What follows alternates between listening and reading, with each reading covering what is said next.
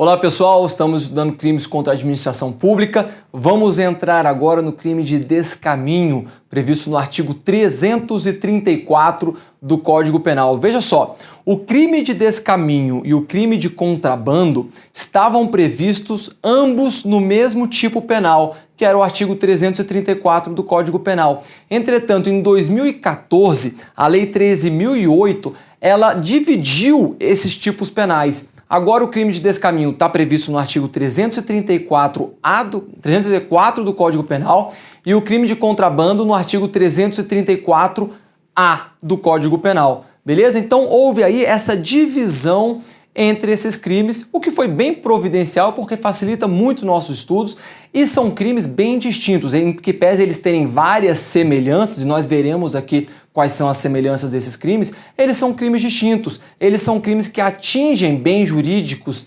distintos. E aí facilita muito o nosso estudo para que a gente possa entender todas as diferenças aí entre descaminho e o crime de contrabando. Então vamos começar aqui o estudo do crime de descaminho. Tá aí na tela para vocês, olha, como eu falei, a partir da Lei 13.008 de 2014 foi que houve essa separação em tipos penais distintos, o crime de descaminho e contrabando.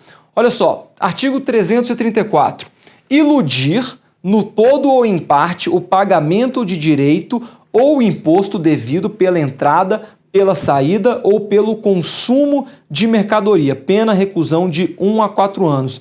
Então veja, pessoal, a conduta do agente aqui é importar ou exportar algum produto sem pagar os impostos e utilizando-se da fraude para fazer isso. Então ele importa, quer importar, quer exportar produto, pode fazer isso, mas é necessário que pague-se os impostos referentes a essa importação ou exportação. Se ele não paga e ele utiliza da fraude para não pagar, ele incorre no crime de descaminho. Professor, e se ele simplesmente não pagar os tributos devidos, mas não houve fraude?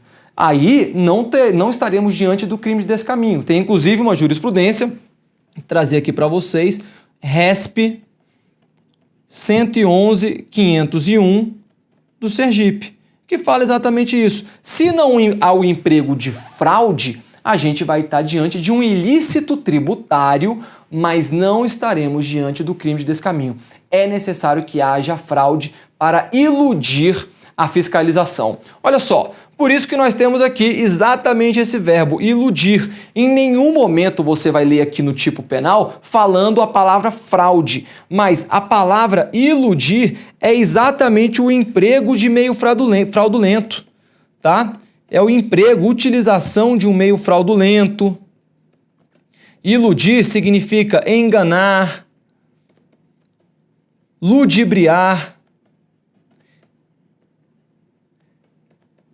Então, a enganação, ludibriar, utilização de meio fraudulento é exatamente essa fraude empregada pelo agente para não pagar o direito ou o imposto devido pela entrada, pela saída, né, importação, exportação ou pelo consumo da mercadoria. Muito importante, pessoal, esse crime somente pode ser cometido por dolo. Então, se o agente ele importa uma mercadoria, só que ele não tinha o dolo de iludir, ele deixou de pagar o tributo devido, mas ele não tinha a intenção de iludir a fiscalização alfandegária. Ele responde pelo descaminho? Não, é a mesma situação que a gente falou aqui para vocês. Se não há fraude, se não há o emprego de fraude, se não há o dolo de iludir, a gente não vai estar diante do crime de descaminho. Descaminho envolve essa fraude, essa tentativa de iludir, ou melhor dizendo, né, essa efetiva a enganação, ludibriar o agente fiscalizatório para que assim ele consiga importar ou exportar mercadorias sem pagar impostos. Muito bem, pena, reclusão de 1 a 4 anos. Então é cabível aqui no caso a suspensão condicional do processo em razão da pena mínima de 1 ano. É um crime de médio potencial ofensivo. É um crime também de ação penal pública incondicionada e o sujeito ativo será um crime comum. Pode ser qualquer pessoa será o sujeito ativo. Crime comum, crime geral, tá bom? Pode ser o particular. E atenção aqui, pessoal. Pode ser também o funcionário público, não responsável pela fiscalização. Professor, se por acaso o funcionário público responsável pela fiscalização participe desse crime, venha a facilitar a prática do descaminho, ele não responde pelo descaminho? Não, pessoal. Ele vai responder por um tipo penal específico lá do artigo 318. Então, olha, o funcionário público que tem o dever de fiscalizar, se ele participar dessa conduta, se ele facilitar o descaminho, ele responde lá pelo artigo 318 do Código Penal, que é o crime de facilitação de contrabando ou descaminho. A pena é, inclusive, maior, 3 a 8 anos de multa de reclusão. Tá bom, pessoal? Então, muita atenção aí em relação ao sujeito ativo desse crime. Pode ser o particular do crime de descaminho ou o funcionário público não responsável pela fiscalização. Se for o funcionário público responsável pela fiscalização, ele não pode ser sujeito ativo do crime de descaminho, porque ele será sujeito ativo lá do crime do artigo 318, facilitação de contrabando ou descaminho. Muito bem, esse aqui então a gente falou do sujeito ativo. Vamos ver aqui o sujeito passivo. Olha só, quem que será o sujeito passivo do crime de descaminho? Tem algumas perguntas para vocês. Quais impostos o tipo penal do artigo 334 do Código Penal visa proteger, né? O crime de descaminho. Quais são os impostos que estão sendo protegidos por esse crime? O imposto de importação, que é o II, imposto de exportação e o imposto sobre produtos industrializados, que é o IPI, que vai incidir na importação aí dos produtos. Então, pessoal, esses aqui são os impostos. E quem que é responsável pela arrecadação desses impostos? A União. Beleza? Então são impostos federais. E aí eu te pergunto então, quem será o sujeito passivo? É o Estado. Mais especificamente, a União. Tá bom? Então o sujeito passivo do crime de descaminho será o Estado na figura da União. E aí agora que a gente sabe quem é o sujeito passivo, de quem que é a competência para apurar as infrações penais praticadas em detrimento de bens, serviços ou interesses da União, o artigo 109, inciso 4º da Constituição Federal deixa bem claro que a competência será da Justiça Federal, tá bom? Então o crime de descaminho terá como competência a Justiça Federal. Simples, pessoal, não se esqueçam disso. Sempre será a Justiça Federal a prática do crime de descaminho. Professor, mas e o descaminho, a gente tratar-se de descaminho em relação a um tributo, a um imposto estadual? Aí a gente não vai estar diante do crime de descaminho. Viu só? O crime de descaminho visa proteger os impostos referentes à importação ou exportação de mercadoria. E aí vai incidir os tributos federais. Beleza, pessoal? Olha aqui em relação à competência. A gente falou do sujeito passivo, vamos falar aqui então agora da competência. Compete então à Justiça Federal e, pessoal, muita atenção nessa jurisprudência. Vocês vão ver, pode vir aqui comigo, vocês vão ver que o crime de descaminho, a gente vai trazer aqui toda a parte legal, né, do que a lei traz pra gente no crime de descaminho. Só que a maioria das questões de prova no que tange o crime de descaminho e contrabando estão na jurisprudência. Então, tanto agora aqui no descaminho quanto no contrabando, a gente vai ver muita jurisprudência, porque é isso o que as provas estão cobrando. Professor, mas na minha prova não cai a jurisprudência. Cai. No que tange ao crime de descaminho e contrabando, se eles vierem a ser cobrados, há uma grande chance de ser cobrado a jurisprudência. Pode acreditar nisso daí, então vamos ter muita atenção. Olha só, compete à Justiça Federal o julgamento dos crimes de contrabando e de descaminho, ainda que inexistentes indícios da transnacionalidade na conduta. Olha aqui, ó, 26 de setembro de 2018, informativo 635 do STJ. Pessoal, muita atenção nisso daqui. Por quê? Imagina que determinadas mercadorias são encontradas com um camelô. Camelô que não tem qualquer relação com o exterior, simplesmente ele adquiriu as mercadorias e está lá revendendo. Só que essas mercadorias ele sabe que é proveniente do exterior e há provas de que essa mercadoria não foi produzida aqui no Brasil. Então, ainda que não haja indícios da transnacionalidade da conduta, ou seja, simplesmente sabe-se que aquele produto não foi produzido no Brasil, mas não tem a origem dele, quando ele chegou, por onde aquele produto chegou, ainda assim a competência para apurar o crime será da Justiça Federal. Então, meus amigos, falou-se em crime de descaminho, falou-se em crime de contrabando, não há qualquer dúvida. Justiça Federal, ainda que não haja indícios da transnacionalidade do delito. Beleza? Muita atenção aí nessa jurisprudência. E atenção aqui, a gente vai trazer um pouco mais de... Aqui já é mais questão de processo penal, né? Mas só para o conhecimento de vocês, a súmula 151 do STJ fala: a competência para o processo e julgamento por crime de contrabando ou descaminho define-se pela prevenção do juízo federal do lugar da apreensão dos bens. Então imagina que determinado bem foi importado e entrou no território nacional lá pelo Porto de Salvador. Entretanto, esses bens só vieram a ser apreendidos lá em Curitiba ou no Rio Grande do Sul. Será competente o Juízo Federal de Curitiba ou o Juízo Federal lá do Rio Grande do Sul. Beleza, pessoal? É do local da onde os bens foram apreendidos, ainda que a entrada deles em território nacional tenha se dado em outra localidade. Beleza? Então tá aí, pessoal, muito importante essas regras de competência e essa jurisprudência para que vocês não errem em provas e cada vez mais acredito que vai cobrar principalmente essa jurisprudência aqui, porque é muito bom para o examinador ele poder falar: olha, não tem nenhum indício da transnacionalidade, ainda assim é competente a Justiça Federal? Sim, ainda assim será competente a Justiça Federal. Muito bem, outro ponto aqui importantíssimo relacionado ao crime de descaminho. Crime de descaminho é um crime formal. Então, a partir do momento que o agente ilude a fiscalização alfandegária para importar ou exportar mercadorias sem pagar impostos, o crime estará consumado.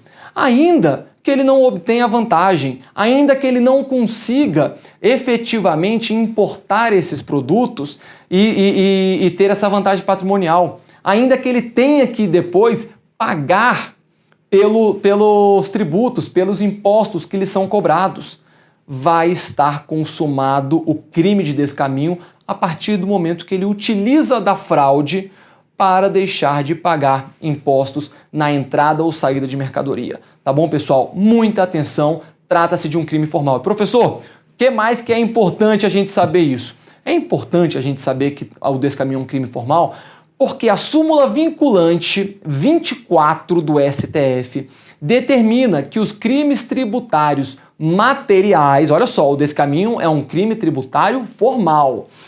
Os crimes, a súmula vinculante fala que nos crimes tributários materiais só vai haver a consumação e só pode haver uma persecução penal em relação ao agente depois da constituição definitiva do crédito tributário. Crédito tributário é o crédito da fazenda, né? Você é o devedor. Então, depois da constituição definitiva do crédito tributário, é que o crime estará consumado e é que pode haver a persecução penal. Isso, pessoal, nos crimes tributários materiais. A gente está diante aqui de um crime tributário formal. Então, a súmula vinculante 24 não se aplica ao descaminho. Dá uma olhada aí na tela. Olha só, o STJ e o STF entendem que o descaminho é um crime formal. Logo, não se aplica ao descaminho a súmula vinculante do STF. Olha aqui a súmula vinculante do STF. Não se tipifica crime material contra a ordem tributária antes do lançamento definitivo do tributo. Esse lançamento definitivo do tributo é exatamente quando está constituído definitivamente o crédito tributário. Então imagina que vai um fiscal e ele te notifica em razão da prática de um crime de descaminho, ou melhor, de um outro crime tributário material, sem ser de descaminho. Você vai fazer a sua defesa. Diante da sua defesa, terá uma decisão administrativa. Diante dessa decisão administrativa, você impõe você recorre dessa decisão administrativa e fica andando esse processo administrativo, até que chega na última instância, eventualmente você vai judicializar, mas a partir do momento em que finaliza o processo administrativo ou judicial, é que estará constituído o crédito tributário, é que ocorre o lançamento definitivo. Só então, depois de todo esse processo administrativo ou judicial, é que estará configurado o crime material tributário. O crime de descaminho não precisa passar por todo esse processo. Simplesmente, lá naquele momento em que houve a intenção de iludir a fiscalização para importar ou exportar mercadoria sem pagar imposto, estará consumado o crime de descaminho. Então, olha aqui, voltando. Em outras palavras, não é necessária a prévia constituição definitiva do crédito tributário para configurar o descaminho. O crime se consuma com a simples conduta de iludir o Estado quanto ao pagamento dos tributos devidos quando da importação ou exportação de mercadorias. Pacificado, pessoal, STJ e STF. Beleza? Então, muita atenção nessas decorrências do fato do crime de descaminho ser um crime formal. Observação. No entanto, a decisão administrativa ou judicial que conclui pela inexistência de importação irregular de mercadorias e anula o auto de infração, justifica e recomenda a suspensão do processo penal. Trata-se de questão prejudicial externa facultativa. Professor, não entendi nada disso daqui. Olha só o que eu falei para vocês. O processo administrativo de constituição definitiva do crédito não é necessário para se consumar o crime de descaminho. Beleza, o crime de descaminho, a partir do momento que houve lá a intenção de iludir, estará consumado. Entretanto, vamos supor que esse processo administrativo esteja correndo e você está aqui respondendo pelo crime de descaminho que você supostamente praticou.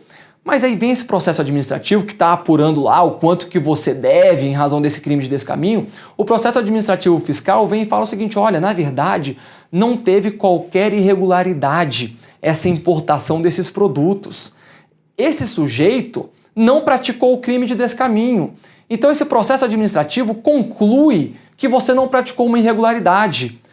Ué, professor, independência das instâncias aqui. O processo administrativo fala uma coisa, o direito penal fala outro, não tem nenhum problema. É verdade. Entretanto, foi recomendado, e está aqui, olha, o STJ deixando claro que, se isso acontecer, é recomendado a suspensão do processo penal. Então, se o processo administrativo fala, olha, não há qualquer irregularidade nessa importação de produtos, na nossa opinião aqui, o sujeito não praticou o crime de descaminho, aí é recomendado que haja suspensão do processo penal que a pessoa está respondendo aí pelo crime de descaminho.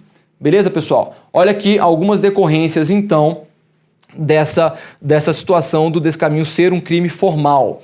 Primeiro, o pagamento do tributo não extingue a punibilidade do crime de descaminho. Isso acontece nos crimes tributários materiais. Nos crimes tributários materiais, quando há o pagamento do tributo até o recebimento da denúncia, ele é extinta a punibilidade desses crimes tributários.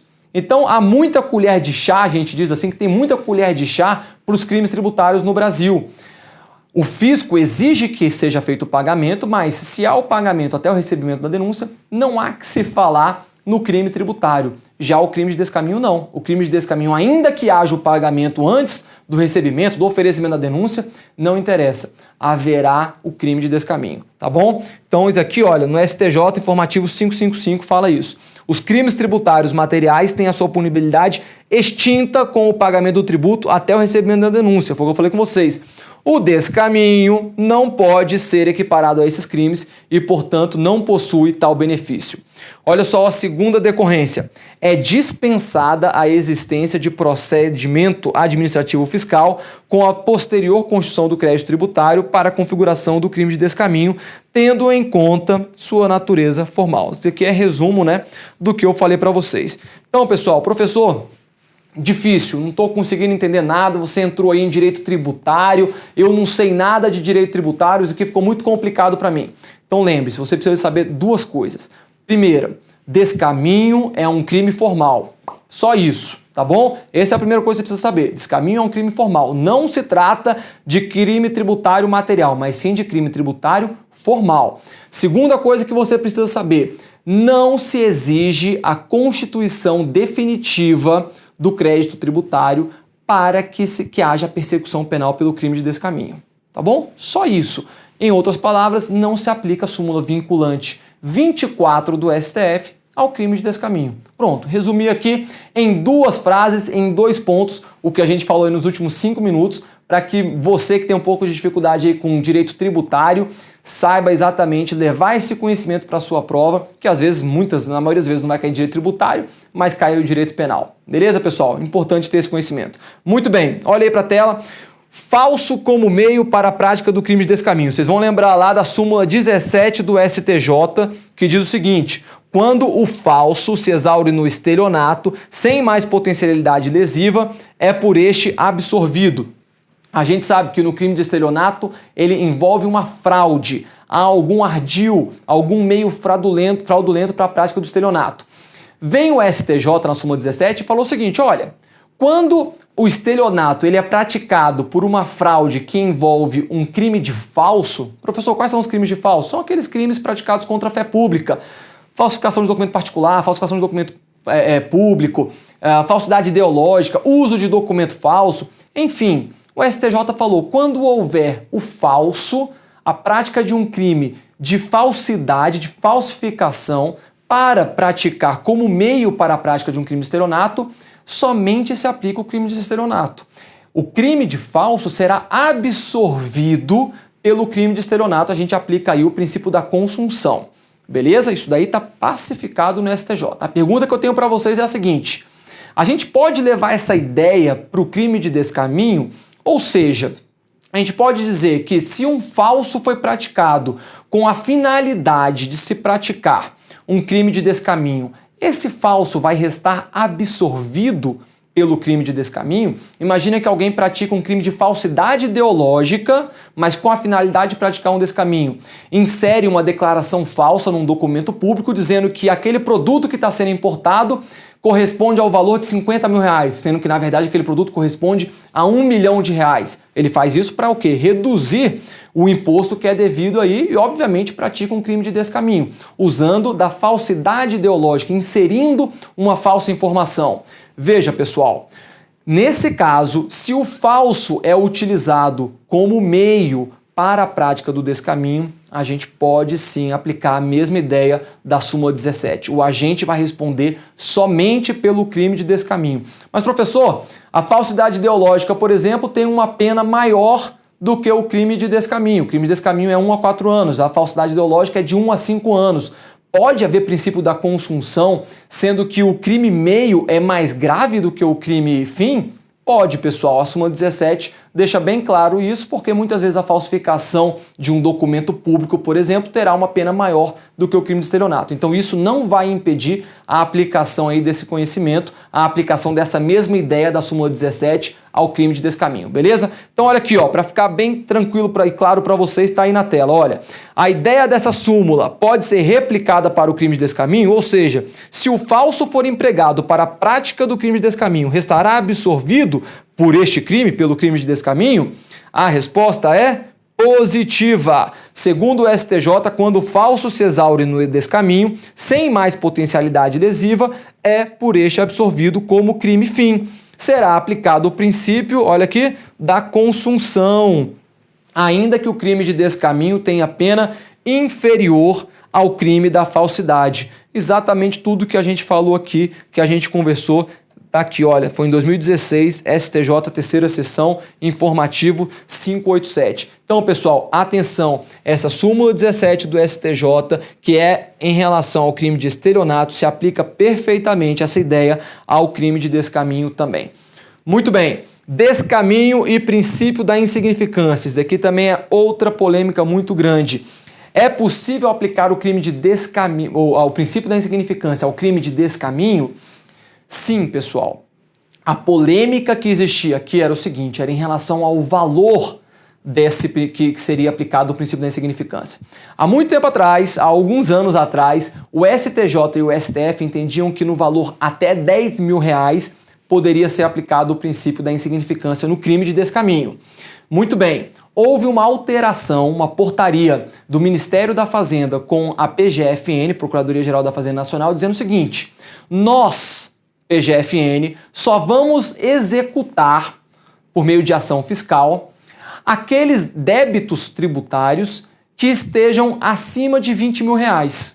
O que tiver abaixo de R$20.000, nós não vamos executar. Por que eles fizeram isso? Porque eles não tinham pessoal suficiente para entrar com essas execuções fiscais. Então, tinha que ter o valor mínimo de R$20.000. Quem tivesse devendo menos que isso, estaria inscrito na dívida ativa, mas não seria executado na Justiça. Muito bem, então a PGFN e o Ministério da Fazenda decidiram isso, emitiram essa portaria 75 de 2012 e aí ficou definido que o valor seria de R$20.000. Diante disso, o STF falou, olha, já que a PGFN só vai entrar com ação fiscal, com execução fiscal, com o valor de R$20.000 para cima, eu entendo então que se a PGFN, a União, que é quem tem a titularidade, quem tem todo o interesse em receber esse dinheiro, não tem o interesse em efetuar a execução fiscal, não vai ser o direito penal que vai se incumbir dessa função.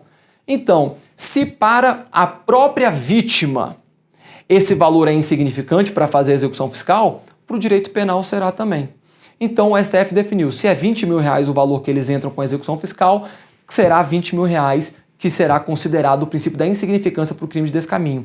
Só que o STJ continuou tendo a interpretação anterior, que era o valor de R$10.000. E aí ficou muito tempo essa discussão entre o STJ, o STF. O STJ entendia que era o valor de R$10.000, abaixo disso era insignificante, e o STF R$20.000. Pois bem, vamos lá, pessoal, olha aqui.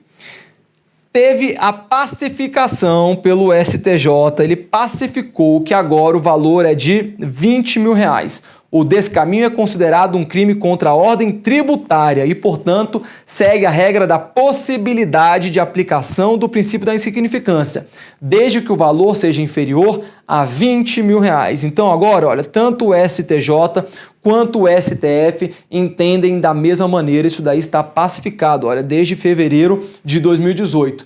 Valor inferior a R$20.000, aplica-se o princípio da insignificância no crime de descaminho pacífico. STJ e STF, cuidado para a prova não te confundir em relação a isso, cai muita questão em relação a exatamente esses valores que são compreendidos pelo STJ e pelo STF. Até porque teve muita distinção aí ao longo dos anos e agora está pacificado nesse valor de R$20.000. Professor, R$20.000 não é nunca que é uma coisa insignificante.